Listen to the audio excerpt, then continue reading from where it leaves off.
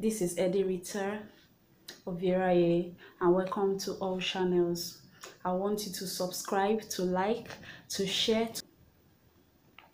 Thank you again for tuning in to my channel. Hello back. Today, like I said, we're talking about water. What is water?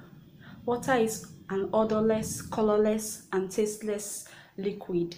You'll find water everywhere. We need it for our everyday life. Liquid is any substance that flows, and it also takes the shape of its container. Water is important for our everyday life. Every living organism needs water to survive. Uses of water. What do we use water for? We use water for our daily activities, like we drink water for our body metabolism. We also use water for bathing, for washing our clothes, for cleaning our houses, our utensils, watering plants. We use water to water our plants. We use water for watering our vegetables. We use water also for cooking, and use water for our animals also. Our animals need water because they are living organisms. Sources of water. Sources of water. 1.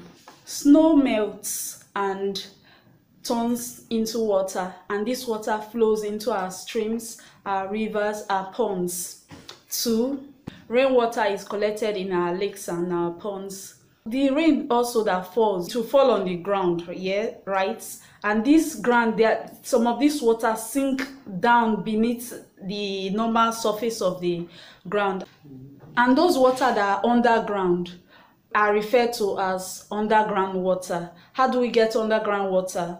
Through our pump, our taps, our well, and our tube well. So sources of water, we get water from tap, we get water from wells, we get water also from rivers, stream, lakes, and ponds. So those are some of the sources of water.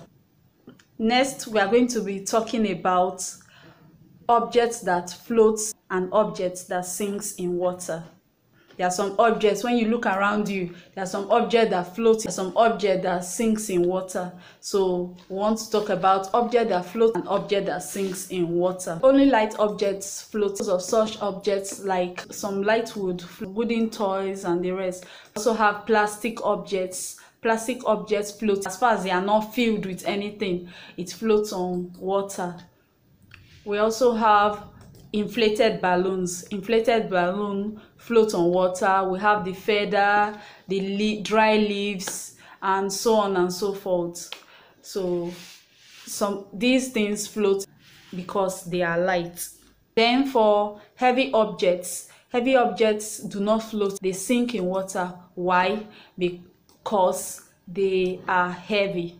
That's why they are called heavy objects. So heavy objects sinks in water. Heavy objects that sinks in water, examples are coins, metal nails, needles, metal spoons, metal key. Those ones sink in water. They do not float because they are heavy.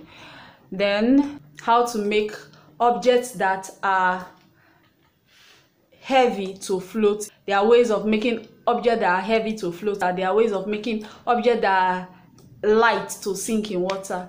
So we'll talk about objects that are heavy to float. Objects that are heavy can float with the aid of a floating object. Example, if you put a pebble or a small stone on top of an inflated balloon, you know the small stone doesn't float, but the inflated balloon floats.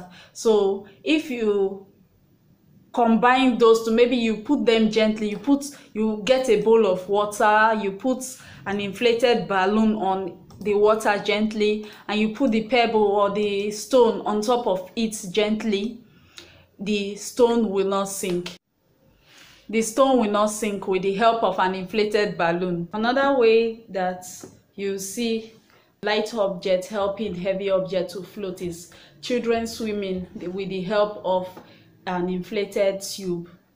Also, they wear life jackets for swimming. People use calabash to swim or carry their things because calabash empty calabash float. Making objects that float normally to sink in water. There are ways you can actually do that.